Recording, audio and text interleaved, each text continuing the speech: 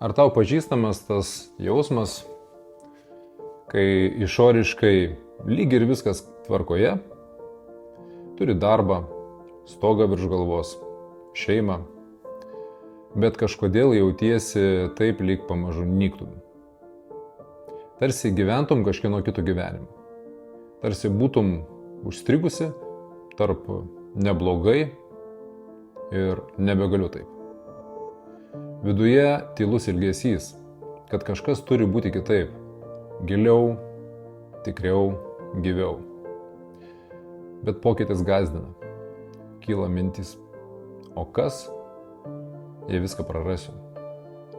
Kaip gyventi, jeigu nežinau, kas laukia? Bet pokytis tai ne šuolis į nežinią, tai kvietimas grįžti į save. Ne iš karto, ne staiga, bet sąmoningai. Viskas prasideda nuo vieno klausimo. Ar aš iš tiesų noriu taip gyventi toliau? O tada tylus sprendimas. Nedidelis žingsnis, nauja mintis, naujas pasirinkimas. Maža drąsa sakyti ne tam, kas sulopina, ir taip tam, kas kelia aukštyn. Kai tik atsiveri, gyvenimas pradeda tekėti visai kitą kryptimį. Nes visata reaguoja ne į tavo nuovargį, o į tavo tikėjimą. Kad esi verta daugiau.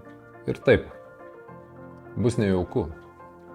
Bet kitoje baimės pusėje laukia nežlugimas. Laukia prisiminimas, kas esi iš tikrųjų. O dabar noriu tavęs paklausti. Kur tu šiandien jautiesi užstrigusi? Ar žinai, ko iš tikrųjų nori? Tik dar bijai savo tai pripažinti. Parašyk komentarę. Tai gali būti tavo pirmas žingsnis. Siunčiu tau šviesos.